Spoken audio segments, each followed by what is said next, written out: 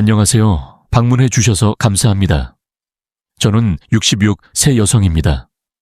여러분은 아이가 없다면 아이가 없는 삶은 어떤가요? 라는 질문에 대해 어떻게 생각하시나요? 저에게 있어 가장 큰 힘이 되어준 것은 내 아이들입니다. 그러나 돌이켜보면 결국 가장 중요한 것은 나 자신이었습니다. 세상에 내 아이가 태어난 순간 나는 내가 생각했던 것 이상의 어머니가 되고 싶었습니다. 5년 전 저는 아들과 함께하지 못한 현재의 삶을 후회하고 안타까워했지만 한편으로는 제가 잘못 키운 아들이 저로 인해 자신의 삶을 망치고 있다는 사실을 깨달았습니다. 그런 이유로 더 이상 그를 곁에 둘 수 없었고 어렵지만 단호한 결정을 내렸습니다. 그럼에도 불구하고 저는 딸을 통해 아들의 소식을 가끔 전해 듣곤 합니다. 물론 그녀가 진심을 말하는지 아니면 나를 안심시키기 위해 그런 이야기를 하는지는 알 수 없습니다. 하지만 제가 들은 바로는 아들이 이제는 자신의 삶을 조금씩 바로잡고 있으며 사람다운 모습을 되찾았다고 합니다. 지금은 자신만의 방식으로 인생을 살아가고 있다는 생각이 듭니다. 그의 변화 속에서 놀라운 긍정적인 면들을 발견하곤 합니다. 나이를 먹어감에 따라 새로운 도전을 시도하기 위해 용기가 필요하다는 것을 알게 되었지만 동시에 그런 도전을 가능하게 하는 자유가 얼마나 소중한지도 깨달았습니다. 그 자유는 때로는 시간일 수도, 돈일 수도, 체력일 수도 있습니다. 하지만 그 자유 덕분에 비로소 내 삶의 주인이 될 수 있었습니다. 그동안 너무 많은 어려움을 겪었던 것을 돌이켜보면 이때가 내 인생에서 두 번째로 행복한 시간이었던 것 같아요. 왜 두 번째입니까? 제가 절박해서 부부가 되기 전에 이혼을 해야 했던 시기에 그게 현실이 됐어요. 그 사람과 함께한 20년이 행복한 첫 순간이다. 나는 수년을 살았습니다. 그다지 번영하지 못한 내 삶의 이야기. 지금 내가 살고 있는 곳은 내가 태어나고 자란 곳으로 가난한 집의 막내이다. 형이 넷이나 있어서 막내임에도 불구하고 여자라는 이유로 늘 밀려났어요. 그날은 모든 것이 소년 중심으로 진행되었습니다. 가난할수록 아들에게 더 의존하게 됩니다. 당신 아들, 그래서 저는 초등학교도 졸업하지 못했기 때문에 아이를 낳은 후에는 아이들을 위해 학교를 다녀야 했습니다.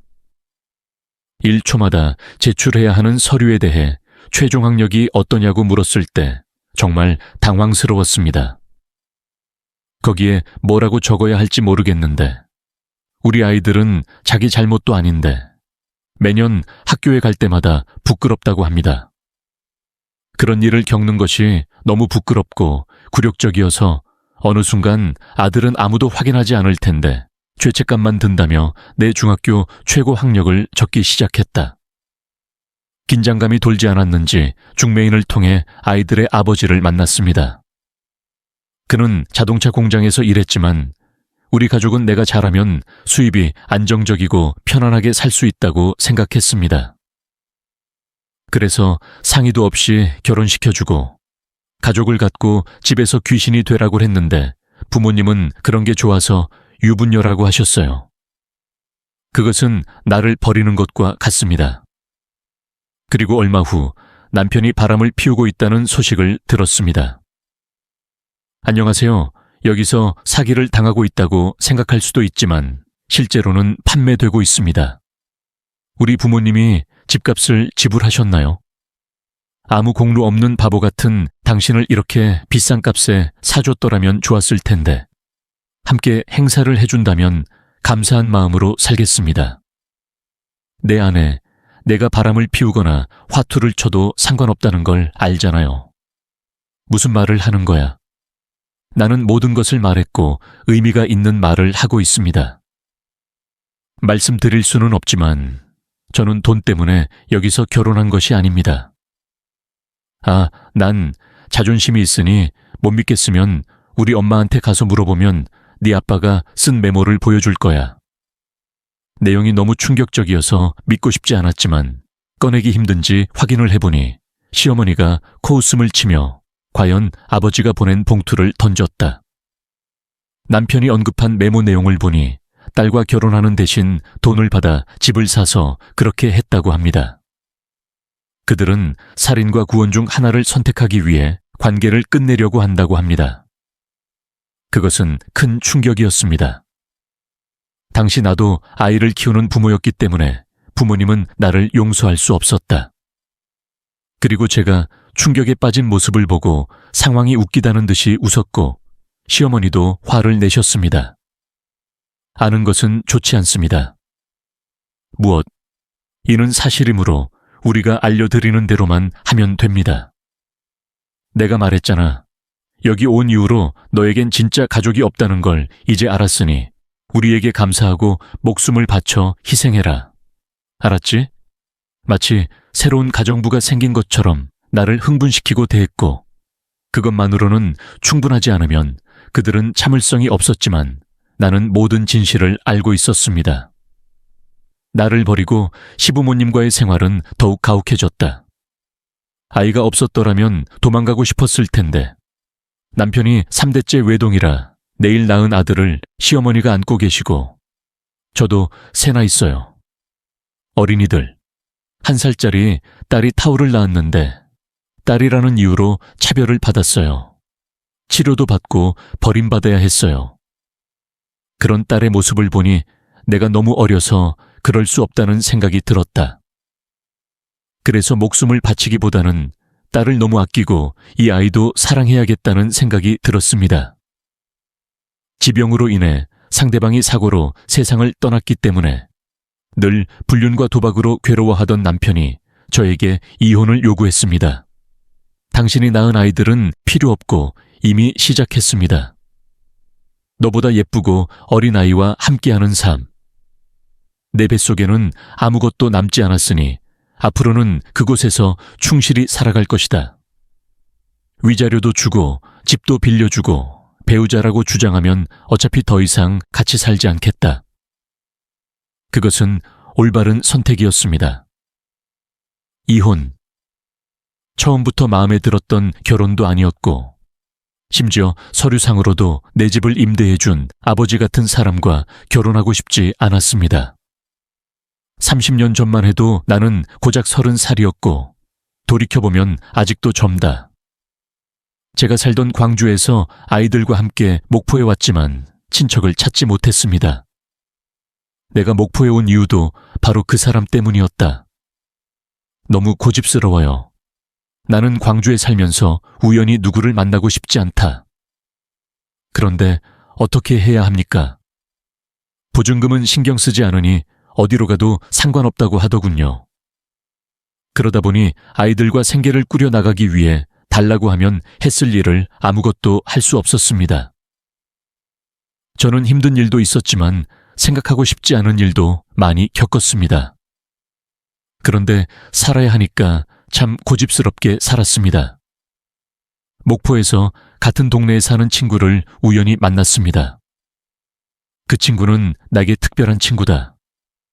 같은 딸이 있는데도 그 친구는 집에서 많은 사랑을 받았던 친구였고 어렸을 때 나도 그 친구를 무척 사랑했다. 나는 항상 그 친구를 생각한다. 너무 부러워서 다시 태어난다면 꼭 나 자신이 되고 싶다는 생각이 들었습니다. 그래서 그 친구를 너무 좋아해요. 그리고 그와는 달리 내 좋은 친구는 내게 고집을 부렸다. 학교에 갈 수 없었던 나중에 시험을 치르고 자신을 선생님이라고 불렀습니다. 그러다가 가르치기 힘든 일이 생기면 입대 전집에 있던 오빠에게 전화를 걸곤 했다. 군대. 그 형이 서울대학교에 다니고 있어서 친구 부모님이 엄청 자랑스러워 하셔요. 그들은 우리 동네에서 가장 부유한 가족이었습니다. 공부도 잘하고 의욕도 실망스러울 정도다. 당시 나는 학교에 갈 수 없었고 친구의 동생은 군 입대를 앞두고 학교를 휴학 중이어서 친구가 학교에 다니면서 내 이야기를 동생에게 했다. 내게 배우는 법을 알려주었고 그 사람의 말을 들을 때마다 항상 깨어나는 사람이어서 우리는 단둘이 있는 시간이 많았고 서로에 대한 감정이 커졌다. 남자와 여자가 함께 있으면 화를 내는 것은 당연하지만 나는 진실을 알기 때문에 아무리 내 감정을 숨기더라도 그것이 나라는 것이 분명하다. 끝까지 나는 마음을 주체할 수 없었고 그 사람도 그럴 수 없었는데 그 사람은 늘 나를 기다리고 있었고 분명 걱정이 되면서도 늘 괜찮다고 자기만 그랬다고 하더군요. 자신을 믿고 영원한 사랑을 주세요. 우리는 약속했습니다. 그것은 우리의 첫사랑이었습니다. 그가 군대에 있을 때 우리는 어른들도 모르게 사랑에 빠졌습니다. 같이 서울에 가자고 했어요. 물론 제가 서울에서 일자리를 구하는 것을 허락해 주신 분은 부모님이 아니었습니다. 올라가고 싶다고 거짓말을 했는데 친구한테도 거짓말하고 싶지 않아서 위험하다고 누가 알면 비밀이라고 그냥 친구한테 말해서 서울에 오자마자 모든 일이 벌어졌다. 물론 그 사람 집에 소란이 있어서 그 사람 부모님이 우리 집에 찾아와 소란을 일으킬 뿐만 아니라 나와 형들 앞에서 길을 막겠다고 협박까지 했다는 얘기를 들어서 몰랐다. 그런데 갑자기 아버지가 들어와서 나를 아래층으로 끌어당겼습니다. 당신은 매우 화난 표정으로 이렇게 말했습니다. 당신은 미쳤습니까? 서울대 학생의 말이 일리가 있다. 말도 안 되는 이야기를 할 필요가 없습니다. 결혼을 생각하는 것만으로도 그녀는 그것을 스스로 발견하게 되었다. 곧 데리러 갈 사람을 보내줄 테니 조심하고 서울에 남자랑 있다고 말하지 마세요. 다른 사람도 싫은데 왜 좋아하는 사람이랑 결혼하겠어요? 이런 일이 생기면 혀를 깨물고 죽을지 모르겠습니다. 어쨌든 원하는 대로 하세요. 당신은 애초에 태어나지 않았기 때문에 태어날 필요도 없었습니다. 그 말을 듣고 저는 집에 갇힐 뻔했습니다. 어머니는 제가 포기하지 않으면 굶어 죽는다고 매일 울면서 불평하셨습니다. 앞으로는 살아남을 방법이 없겠지만 사람은 멍청하기 때문에 돈 있는 사람은 마음대로 할 수 있다. 하지만 계속해서 고집을 부리면 형제들이 모를 것이라는 분명한 사실도 있습니다. 하지만 우리 가족은 생계를 유지하는데 어려움을 겪을 것입니다. 그동안 우리가 키워서 팔았던 곳은 그분 소유의 가게였어요. 해당 지역에는 매장이 없습니다. 거의 모든 것이 그 집과 연관되어 있어서 감정을 접는 게 정말 힘들었어요. 저는 처음부터 너무 다른 사람이었기 때문에 이런 좋은 것들을 놔두는 게 낫다고 스스로 최면을 걸기도 하고 여러 번 울었습니다. 평생 그 사람 생각을 많이 했어요. 친구 말에 따르면 제가 집에서 선택한 여자와 결혼했다는 소식을 듣고 충격을 받았지만 저를 잊지 못했다고 하더군요. 결국 우리는 관계를 이어가지 못하고 헤어지게 되었습니다. 부모님이 그런 일을 하실 줄은 몰랐고 너랑 내 동생이 몰래 그렇게 살다가 결국 결혼하게 된 게 안타깝기 때문에 나한테는 명예가 없다. 저는 형을 봤을 때 형한테 미움을 많이 받았고 솔직히 말하면 평생 미워했어요. 당신은 모든 것을 가졌는데 내 행복을 앗아간 줄 착각해서 미안해요. 그리다. 알겠습니다. 감사합니다. 그리고 그를 다시 만났을 때 나는 바로 그런 생각을 했습니다. 우리 만나는 게 어때요? 아니, 우리 부모님은 모두 사고로 돌아가셨고 이제 그들을 막을 수 있는 사람은 아무도 없습니다. 내 동생도 우연히 목포로 출장을 가던 중이었다. 목포에 있었지만 마음에 들지 않았습니다. 왜 내 동생이에요? 보고 싶지 않아, 보고 싶지 않아. 지금은 분명 훌륭하지만 알다시피 나는 엉망이고 그 사람에게 그런 모습을 보이고 싶지 않습니다. 이 베이비, 너는 아직도 충분히 아름다워. 원본이 어디로 갈지 걱정하지 마세요. 한 번만 만나보세요 또한. 그래야 하는데 인생을 한두 번 사시나요? 형님, 정말 궁금합니다. 안녕 형제님. 당신이 그 사람을 만나기로 했다고 주장해서 안타깝습니다. 솔직히 그 사람이 보고 싶지 않은 건 아니어서 그날 화장도 하고 가장 좋은 옷을 입고 밖에 나갔는데 예전의 모습으로 돌아간 것 같은 기분이 들었어요. 20번째 오랜만에 경호가 잘 지내? 아, 잘 지내? 아직도 그대로야. 영미한테 회사 창업해서 잘 지내고 있다고 들었어 라고 말했다. 그건 그렇고 당신은 보스입니다. 사장님은 그냥 작은 구멍가게인 경옥님. 반갑습니다. 끝까지 지켜주지 못해서 미안해요. 부모님은 괜찮으세요? 아, 아이가 있다고 들었어요. 만일 그들이 당신처럼 보이면 내 눈에는 그들의 얼굴이 맑아질 것입니다. 그렇군요. 저는 솔직히 부모님에 대해 잘 모릅니다. 그래서 결혼했어요. 그리고 내 관계는 끝났어. 지금도 다르지 않다고 생각하고 불쌍하지도 않아요. 할 수 있어요. 남자아이와 여자아이라고 하던데요. 15세, 12세, 글쎄요. 그렇게 큰 아이의 엄마는 아닌 것 같은데 영미가 얘기하는 걸 많이 들었어요. 힘들었지만 이제 다 지나간 일이고 아이들도 컸다고 하더군요. 딸 가진 친구들이 부러워서 요즘 아빠가 딸을 많이 사랑한다고 하는데 저는 딸만 안타깝기 때문에 이렇게 생활이 힘들어도 딸을 지키기 위해 강해져야 해요. 어린이들, 우리 경옥이는 나보다 성숙한 것 같다. 정말 좋지 않나요? 첫사랑이란 그런 거겠죠. 남자라면 그 빌어먹을 놈이 질리겠지만 첫사랑은 다르다.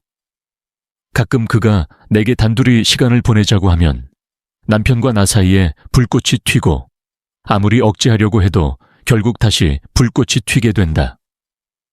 형제 자매가 되는 것은 의미가 없습니다. 그리고 마지막으로 동거에 대해 물었습니다. 동의했고 솔직히 너무 기뻤지만 아이가 생겨서 결정을 못했어요. 엄마, 언제 다른 남자를 만났어요? 나는 새아버지가 싫다. 아버지가 없는 것이 아니라 나를 버린 아버지를 아직도 기다리고 있는가? 하지만 나는 당신의 아버지이고 나쁜 말을 하고 싶지 않습니다. 부모님과 이혼하면서 연락처를 바꿨어요. 나는 지금 어디서 어떻게 살고 있는지 모른다. 엄마, 저는 아빠가 싫어요. 처음에는 거짓말을 하고는 우리를 버렸는데 형은 그런 아빠가 좋다고 하더군요. 그럼 아버지를 만나러 가야 해. 나는 어머니의 재혼에 동의합니다. 반대할 이유가 없잖아, 서영아. 그만해. 그건 당신이 슬프기 때문이에요. 박세영은 바보이다. 양아버지가 당신을 학대한다면 당신은 어떻게 하시겠습니까? 명준이는 차가운 음식인지도 몰랐지만 그가 걱정하는 부분이라는 것은 알고 있었다. 엄마는 안 된다고 하면 재혼하지 않을 거예요. 대신 그 사람 한번 만나서 결정하면 안 될까요?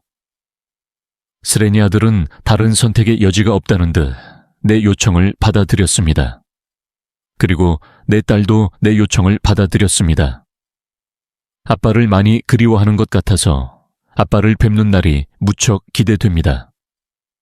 딸을 원했고 딸은 아버지가 서로 만난 것을 기억했고 처음에는 어색했지만 전혀 아버지와 딸의 재회 같은 느낌이 들지 않았습니다. 그런데 남동생이 내가 하면 할수록 아들로 받아들일 수가 없어서 2년 넘게 기다렸다가 재혼했다. 내가 먼저 하자고 했고 지금은 같이 살고 싶지만 그렇지 않아요. 끝까지 명준의 마음을 아프게 하면서 하고 싶었는데 아버지라는 사실을 인정할 필요는 없었지만 적어도 나를 거부했다. 나는 그가 그렇지 않을 때까지 기다리려고 노력했습니다. 명준 때문에 형이 상처받았을 텐데 괜찮아요. 내겐 영원한 동지인 세영이가 있다. 요즘도 일하면서도 세영이 생각난다. 우리 결혼한 후에 어떻게 당신을 보낼 수 있나요? 나는 그렇게 생각하고 있다. 조금 실망했지만 어쩔 수 없군요. 그는 항상 내 아내보다 더 나은 사람이었습니다. 그리고 사춘기에 돌입한 아들은 양아버지가 회사의 CEO가 되어도 괜찮다고 생각한다. 그는 결혼 여부가 중요하지 않다고 말합니다. 결혼식도 필요 없고 혼인신고만 하고 동거만 하면 20년 동안은 정말 행복했지만 정말 힘들고 외로운 20년을 보냈습니다. 누군가가 너무 행복해하면 지난 슬픈 시절을 보상받은 것 같은 기분이 들어서 질투가 나는지도 모르겠습니다. 그런데 이번이 처음이 아닌 듯 너무 놀라서 당장 병원에 가보자고 했습니다. 그런 다음 그는 진정하라고 말했습니다. 사실 저는 폐질환 진단을 받았습니다. 작년에 암 수술을 받았는데 얼마 전에 재발했다고 해서 지금은 항암 치료를 하라고 하더군요. 말씀드려야 할 것 같았는데 이렇게 말씀드리게 되어 죄송합니다. 왜 나한테 말하지 않고 수술을 했어요? 그 사람은 왜 안 해도 가족도 없나요? 내게 소중한 그는 그것을 깨뜨리는 것을 두려워합니다. 내겐 그런 아내와 가족이 있어서 나도 암 환자뿐 아니라 너에게 남자가 되고 싶다는 말을 마지막까지 말하지 못했다. 멍청한 학생, 아니죠. 상황을 그렇게 생각하고 혹시 이럴까봐 스스로 이겨내려고 노력했지만 항암 치료를 잘하면 병이 재발해도 괜찮습니다. 이제 우리 아이들도 다 결혼했으니 우리 둘만 먹고 살면 되는데 너희는 이렇게 죽게 된다. 그런 말 하지 마. 왜 죽었어?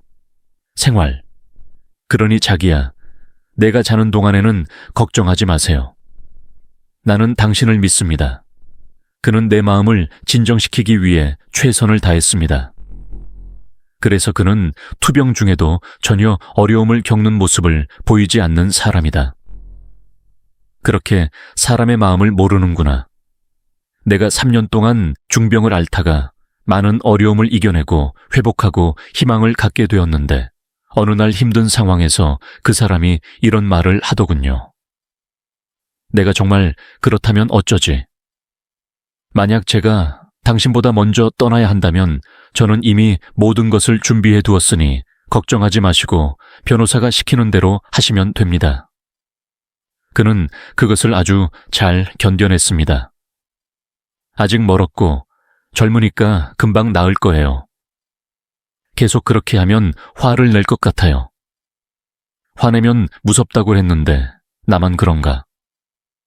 아까도 말했지만 자기야, 나 좀 졸리니까 손 꼭 잡아줘. 꼭 안아주고 자면 꿈속에 같이 있는 것 같아요. 그는 서둘러 그 사람의 손을 잡았다.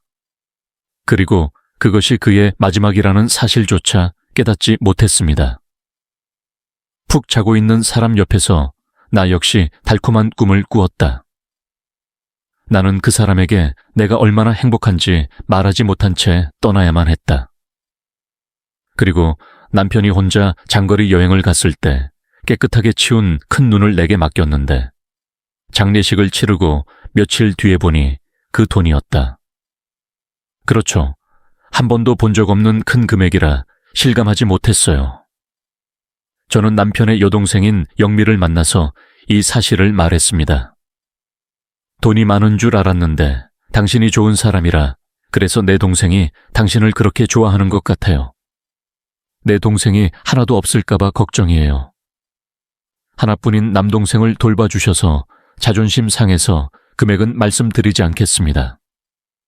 어차피 동생 생각나서 쓸 수 없는 돈이거든요. 새 여동생이 생긴다는 건 지금은 말하지 않아도 정말 힘든 일이에요. 이리 오세요. 나도 안아줄게요. 나는 그녀의 품에 안겨 오랫동안 울었습니다.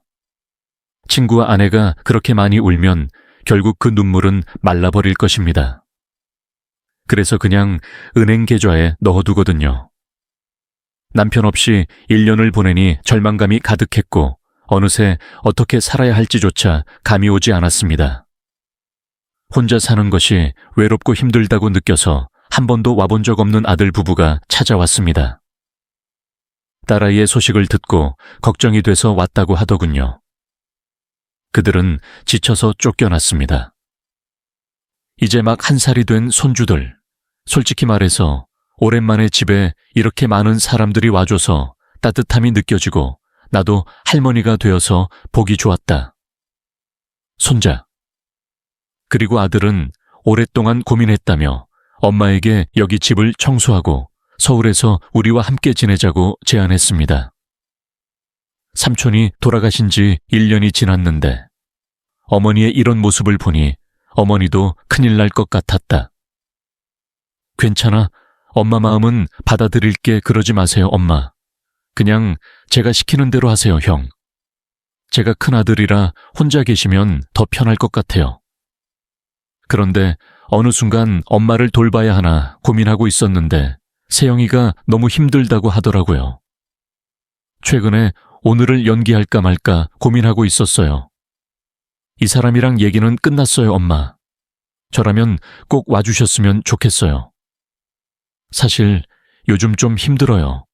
아이를 돌보고 집안일을 하는 것, 그리고 가게에서 이 사람을 돕는 것 사이에 저를 도와주실 수 있나요?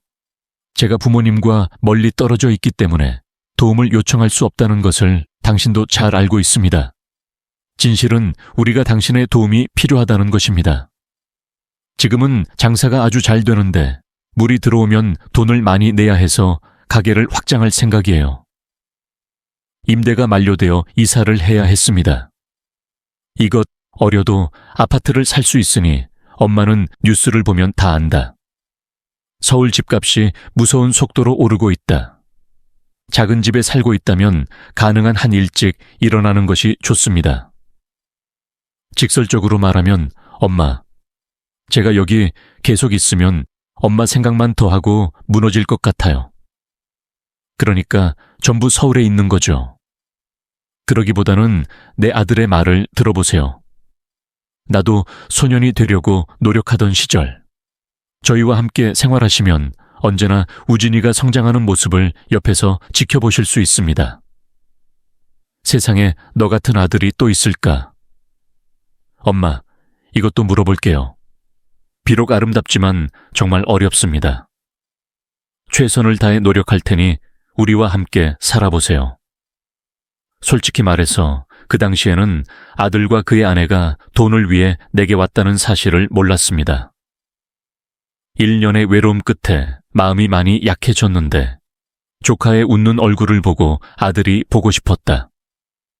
나는 그 제안을 받아들이고 남편과 내가 살고 있던 목포 아파트를 팔아 나를 도왔습니다. 아들이 서울에 30평짜리 아파트를 샀습니다. 돈도 돈이지만 아들, 손주들과 함께 있을 생각을 하니 텅 빈 마음이 채워지는 것 같습니다. 아파트 구입에 아들보다 아내가 더 많은 돈을 썼지만 아들 이름에 있어서는 나도 엄마 역할을 하게 되는 것 같다. 하지만 내 이름으로 아파트를 갖는 것이 정신적으로 도움이 될 것 같아요. 하지만 그건 그다지 현명한 결정은 아니었던 것 같아요. 화장실에 갈 때와 나올 때 아들과 아내의 모습이 점점 달라졌다고 한다. 처음과는 다르게 나를 가사도우미처럼 대했다. 내일로 가는 이유는 제가 가게 일로 바쁘고 매우 피곤하기 때문입니다. 부산이 너무 그립지만 육체적인 한계도 있어요. 나와 아들은 그것에 대해 전혀 생각하지 않는 것 같았습니다. 어머니 아파트 단지를 둘러보면 요즘 손주들을 돌보는 할머니들이 얼마나 많은지 알 수 있다. 손주들을 돌보는 가족이 2명에서 3명 더 있다고 하더군요. 엄마는 다른 나이 든 사람들보다 나이가 어리니까. 힘든 시기를 겪어왔으니까요. 산후조리를 제대로 못한 것 같은데 우진이가 태어난 뒤 몸이 완전히 망가졌다. 내가 할 수 있을까? 내 자식이고 손주니까 그냥 참아보고 싶다. 그런데 이대로 놔두면 한마디라도 하는 게 어때요? 아기가 조금이라도 감기 기운을 보이면 먹어요. 엄마는 콧물을 흘릴 거예요. 엉덩이를 보면 도대체 엄마는 아이를 돌보지 않고 무엇을 하고 있었던 걸까요? 오른쪽. 요즘 어린이집에는 감기가 흔하다고 들었습니다. 계속 갈아입고 있는데 몸이 계속 허약해서 얼마 전에 병원에 다녀왔어요. 그렇게 정리했어요. 자녀가 걱정된다면. 걱정하지 마세요, 엄마. 저는 밖에서 놀지 않을 거예요. 제가 도와주는 거니까요. 엄마는 그게 나를 슬프게 한다고 말했어요. 엄마는 돈 버는 것을 좋아하도록 도와주고 계십니다. 엄마는 내게 돈을 지불하지 않습니다. 엄마는 나에게 생활비를 주지 않았기 때문에 나는 돈을 낼 필요가 없었다. 음식도 마찬가지고 정말 충격을 받았습니다.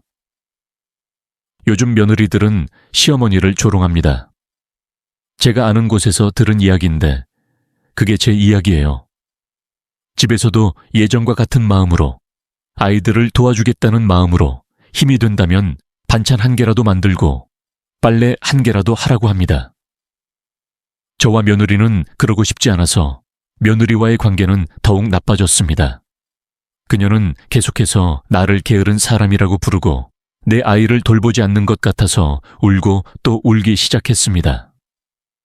그걸 본 아들이 엄마, 늘 그랬어요 라고 말하더군요.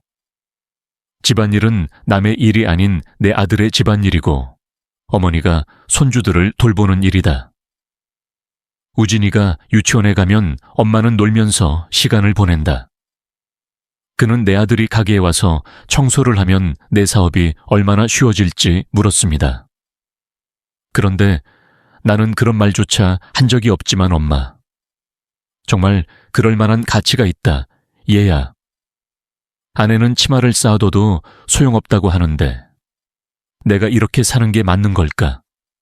나는 아파트 소유권을 아들에게 물려준 것을 후회하며 1년을 살았다. 그래서 그것은 완전히 엉망입니다. 나는 상황이 좋지 않다. 그러다가 더 이상 버틸 수 없을 것 같은 일이 일어났습니다.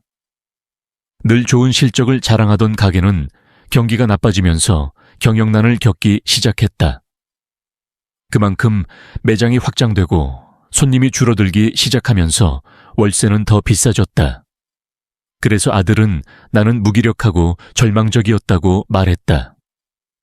그리고 다시 한번 그는 어떻게든 어머니에게 팔을 벌리려고 노력했습니다. 집을 팔고 돈이 남나요? 아니면 삼촌이 물려주신 유산 같은 게 없고 목포에 있는 집을 팔아버렸어요. 아파트를 사면 무엇이 남나요? 돈도 있고 목포에 살아도 그 사람 참 웃긴다. 그는 20년 동안 한 푼도 남기지 않고 이불 속에서 살았습니다. 그는 회사를 운영했지만 실제로는 자신의 돈을 다른 사람들에게 기부했습니다. 어떻게 그렇게 말할 수 있나요? 당신은 그가 살아있을 때 당신의 아버지라는 사실까지 인정했습니다. 당신은 그렇게 하지 않았는데 지금 당신은 어려움을 겪고 있습니다. 그래서 그는 엄마를 불렀어요. 우리가 문제를 겪고 있기 때문이에요. 그 이후로 어머니는 저축한 돈이 한 푼도 없었습니다. 엄마는 돌보는 동안 저축이나 그런 것이 전혀 없었습니다. 그 돈은 어디서 구하나요? 언제 결혼했는지 기억도 안 나는데 돈이 하나도 없는데 줬다고 해서 보증금과 담보대출을 줬어요. 그리고 심술궂게 들려서 말하고 싶지 않지만 목포에 있는 집을 팔아서 이 집을 샀습니다. 내게 돈이 얼마나 남았나요? 세영이는 나를 형처럼 대하지도 않고 대접하기 싫으니 엄마가 나에게 잘 얘기해야 한다며 상세게 말하고 돈을 빌렸다. 그리고 세영은 전업주부이기도 하다. 그럴 돈이 어디 있지? 엄마, 정말 너무하다. 물어보지도 않았잖아. 아들 문제라고 했었는데 그런데 어떡하지? 라고 말했다. 엄마, 역시 해결 방법이 없습니다. 그 사이에 나는 내 전화 요금과 신용카드 요금이 폭발할 것이라는 귀하의 신호에 따라 조치를 취했습니다. 내가 돈을 벌고 있는 건 아니지만 남편이 알아차릴 거라고 확신해요. 그래서 나는 형한테 연락을 피하는데 너도 나 추가해주더라. 그리고 그것은 한 푼도 아니고 일회성 지불입니다. 어머니는 이유 없이 자신이 싫기 때문이라고 하셨습니다. 그녀는 딸에 대해 걱정하지만 아들에 대해서는 걱정하지 않습니다. 정말 훌륭해요. 솔직히 저는 억울하고 나쁜 엄마예요. 아들이 없다고 말하는 것이 잘못된 걸까요? 그는 그녀가 결혼할 때 모든 것을 그녀에게 주었고 그녀가 아껴두었던 것이 있었기 때문에 그가 한 것은 그녀에게 접시한 세트를 사준 것뿐이었다. 오빠라는 놈이 내 여동생을 그렇게 보고 그런 말을 할 리가 없잖아. 너무 실망해서 금방이라도 터질 것 같은 기분이 들었어요. 그리고 그때 저는 모든 상황에서 제 자신을 통제할 수 없다는 것을 깨달았습니다. 그러나 제 아들 부부가 힘들다고 말할 때마다 저는 깨달았습니다. 그들을 조금이라도 도우려고 한 것이 내 실수였다고. 아들과 그의 아내는 모든 것을 빼앗아간 후에도 여전히 내가 다른 자산을 숨기고 있다고 생각했기 때문에 충격을 받았습니다. 그냥 방해하고 앞으로 내게 아무것도 기대하지 말라고 말했지만 그날 이후 내 아들과 그의 아내는 나를 공개적으로 무시했습니다. 아마도 그들은 내게서 더 이상 가져갈 것이 없다고 생각했기 때문일 것입니다. 특히 내 며느리에게 말이죠. 그녀는 내게 생활비를 지불하라고 강요했습니다. 저희 어머니도 참 뻔뻔하시네요. 제가 흙을 파서 먹고 사는 것도 아닌데 이렇게 물을 흘려보내면 어떻게 해야 합니까? 설거지 중이야. 그리고 혼자 살면서 보일러를 이렇게 틀어놓으면 가스비는 누가 내나요? 그렇구나. 나 혼자 있으면 추워도 떨라고 하는구나. 나도 더 이상 참을 수 없다. 내 생각엔 그러면 나는 다른 집을 살 것이다. 보시면 용돈을 드려요. 돈 많이 벌겠다고 했는데 용돈 달라고 안 하니까 좀 봐야 하더군요. 저에게는 그렇지 않습니다. 그렇다면 왜 저를 당신과 함께 살도록 초대하셨습니까? 다 가져가서 더 이상 가져갈 것이 없다고 말하세요. 당신이 밖에 나가는 것은 못된 짓이에요.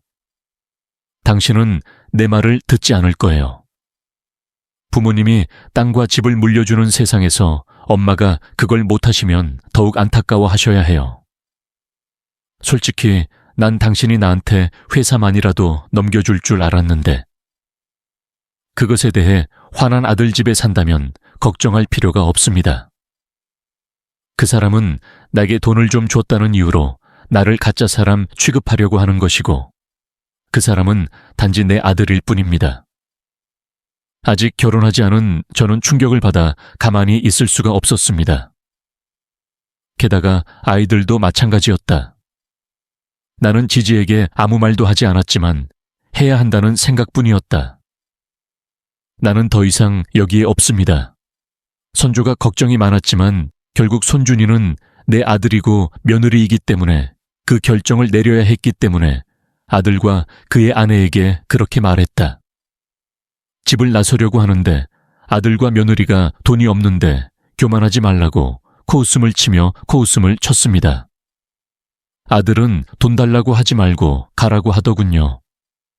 돈이 없어서 나갔다. 내가 오래전에 잘못 키운 거 알아요, 엄마.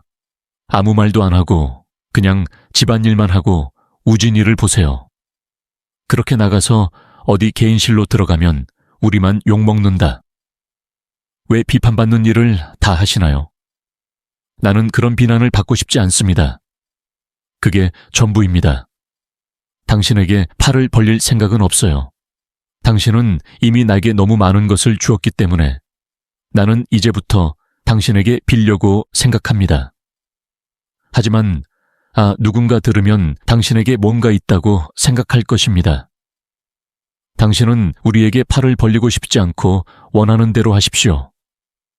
우리는 더 이상 당신을 막지 않을 것입니다. 우진 아빠 말 들었잖아. 솔직히 하기 싫은데 다른 방법이 없잖아.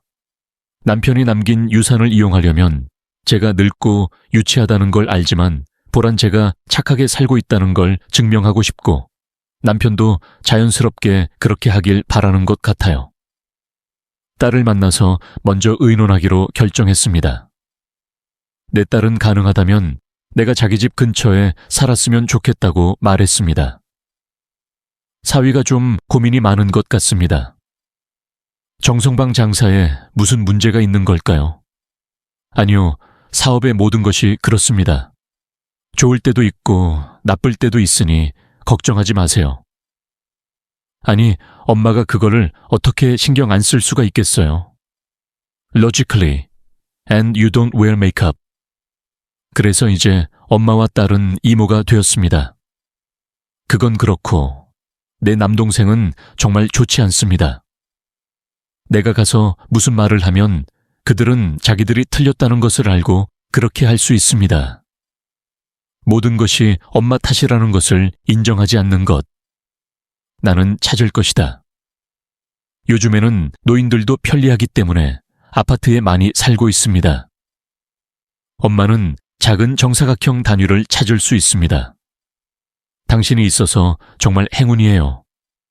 고마워요, 세영님. 그래서 딸을 살리기 위해 20평형 브랜드 아파트로 이사했습니다. 10억 원 가까이 되는 아파트를 샀어요.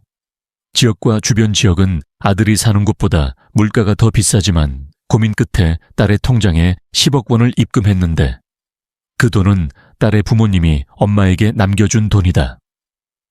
비상금으로 가지고 있으면 괜찮습니다. 남편의 사업을 도와줄 수는 있지만 엄마 도움 없이 잘 살아온 것에 대한 보상으로 쓰고 싶은데 나도 내 엄마는 아니다. 그러니 사람들을 당황하게 하지 마세요. 넌 항상 아빠에게 잘 대해주잖아. 심지어 아빠 병원도 일주일 남았습니다. 당신은 한번 그것을 처리하러 갔고 거기에 며칠 동안 갔는지 압니다. 그리고 나는 그 사람에 대해 생각하면서 다시 울었습니다. 이해합니다. 그냥 아빠가 준 돈으로 받아들이고 가져가겠습니다. 살 곳도 없었고 혼자 시간을 보내다 보니 자연스럽게 할 일을 찾게 되었고 그 시간 동안 많은 것을 배웠습니다. 그리고 학원에 다니면서 친구도 많이 사귀었어요. 친구들은 각자 사연이 많아서 만날 때마다 눈물을 많이 흘렸다. 오직 자기 자신만 생각하고 자기 자신에게 관심을 가져라. 그러다 왠지 아들에게서 전화가 와서 우리가 이사한 집에 온다고 했는데 오지 말라고 했어요. 도착하다. 그러나 내 아들은 내가 아내와 더 이상 자지 못하게 고집스럽게 거부했습니다. 아들, 며느리인 줄 알았던 조카와 함께 이사한 집에 도착했다. 며느리가 눈을 굴렸다. 그리고 며느리는 특유의 매혹적인 말투로 저에게 달라붙었어요. 엄마, 이런 아파트는 어떻게 구하셨나요? 고블린 박쥐를 어딘가에 숨기고 있나요? 맙소사, 이건 사치다. 가지고 계시다면 빼앗아 가시는 것이 어떨까요? 내가 그렇게 말하면 내 아들은 화를 낼 것이다. 돈이 있으면 도와달라고 했는데 입시를 앞둔 상황이었다. 그런데 정말 내가 돈이 얼마나 있어서 이 고급 아파트를 살 수 있는 걸까요? 나도 모르게 로또. 엄마, 그러지 말고 우리를 도와주세요. 제 손자는 곧 유치원과 초등학교에 다닐 예정입니다. 우리도 여기서 아파트를 살 수 있다면 정말 좋을 것 같아요. 마음에 들지 않아서 결국 그들은 내게서 더 많은 돈을 빼앗으러 왔지만 나는 한마디도 하지 않았습니다. 그러던 다음 날 며느리가 우리 집에 찾아와서 도장을 찍기 시작했습니다.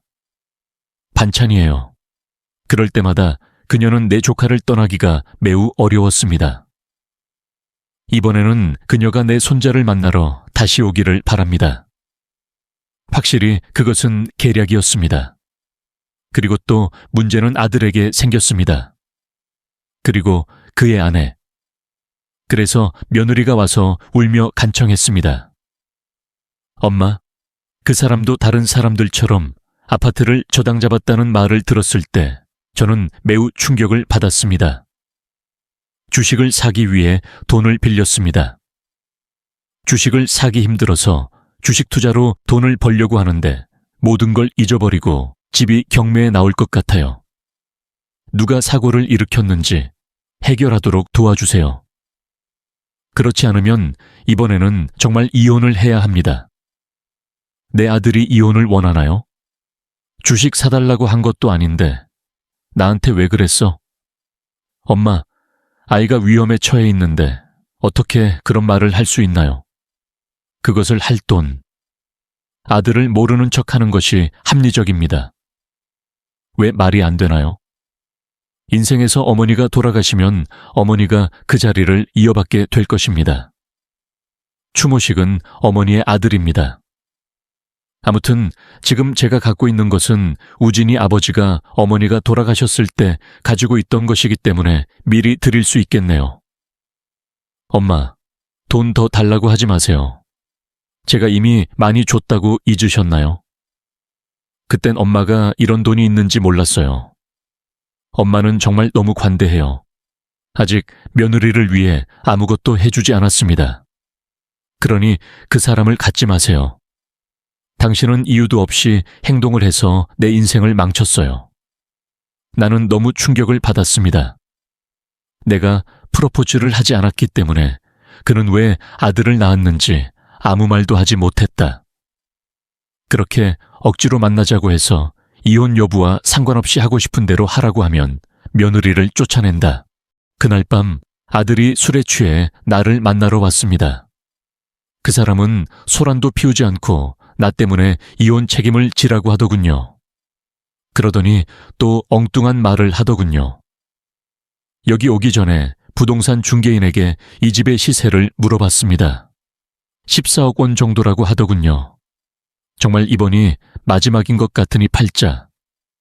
나를 위한 일이고 앞으로는 엄마 없이 어린아이처럼 살 텐데 왜 매번 도와줘야 합니까? 당신이 내 아이라서 놀라게 하려고 했던 게 아니었나요? 여기 지금까지 받은 액수를 생각하면 그렇게까지 갈 수 없을 것 같았는데 당신은 정말 완벽한 존재예요. 우리는 매우 비슷해 보입니다. 우리 엄마는 항상 그런 식이에요.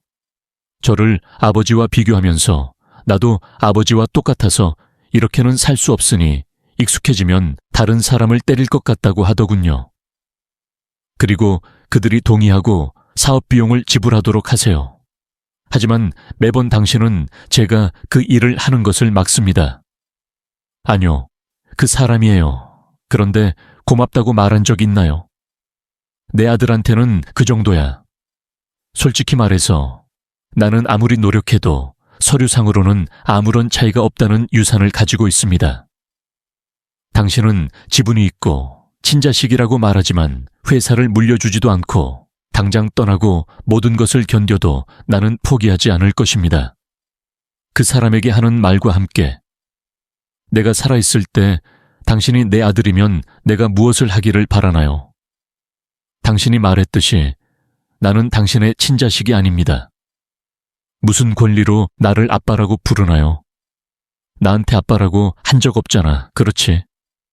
귀에 깊게 들어야 합니다. 문의해서 보내드릴 수도 있었는데요.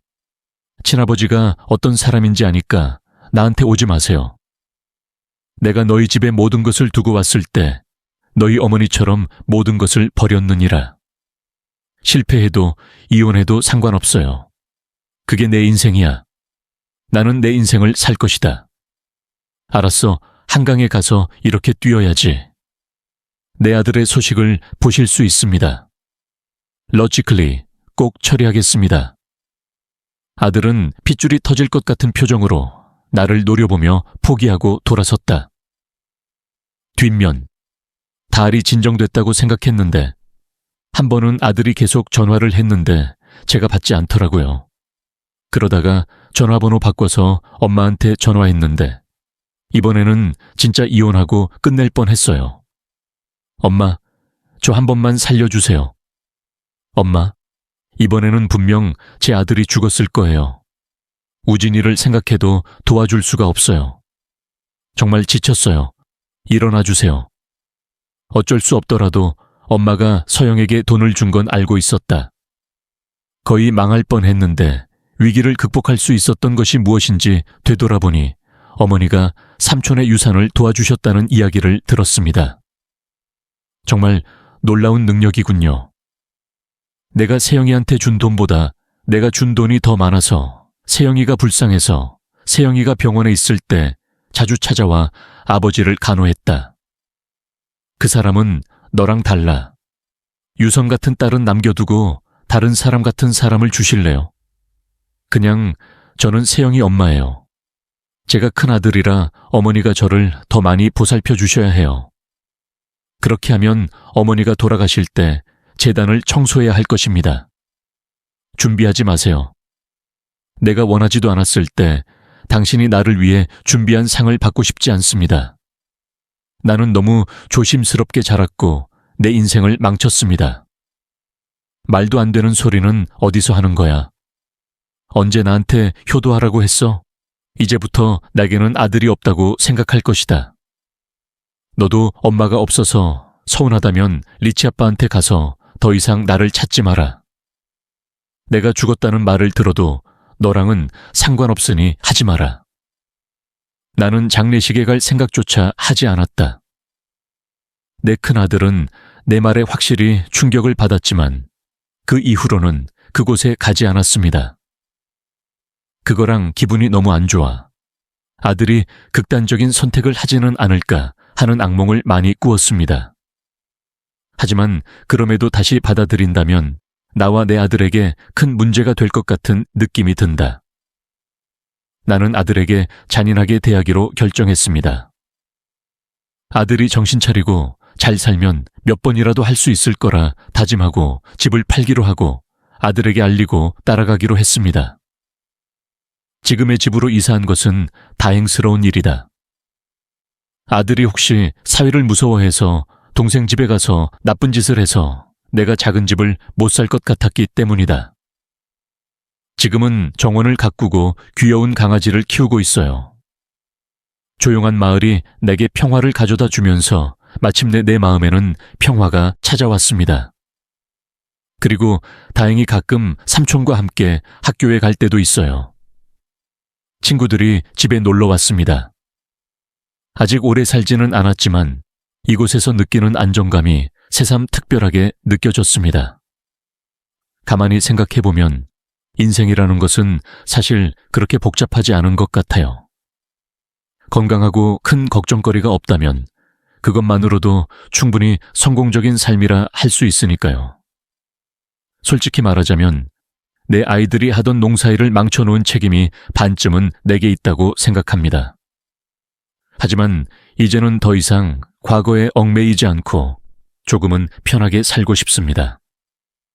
며칠 전에는 딸이 아들의 소식을 전해주었습니다.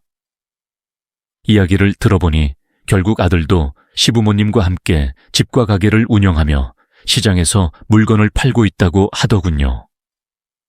그들의 이야기를 들으며 한편으로는 내가 그들에게 더 많은 도움을 주었어야 했다는 생각이 들었습니다. 몸이 좋지 않은 아들 때문에 시부모님이 힘들어하실 것을 생각하면 마음이 무거워졌습니다. 하지만 이제는 아들이 정신을 차리고 더 나은 길을 찾기를 바라며 고개를 숙였습니다. 저는 괜찮습니다. 다만 우리 가족이 서로 잘 지내고 시아버지께 빚진 마음을 조금씩 갚아나가며 행복하게 살았으면 좋겠습니다. 삶이 완벽할 수는 없지만 60% 정도만 채워도 충분히 행복할 수 있다고 생각합니다. 여러분도 이 계절을 부모님, 형제자매, 그리고 자녀와 함께 따뜻한 사랑을 나누는 시간으로 채워보세요. 이것으로 제 이야기를 마칩니다. 제 이야기를 들어주셔서 정말 감사합니다. 항상 건강하시고 행복하시길 바랍니다. 여러분의 응원과 지혜로운 조언을 댓글로 나눠주시면 감사하겠습니다. 좋은 하루 보내세요.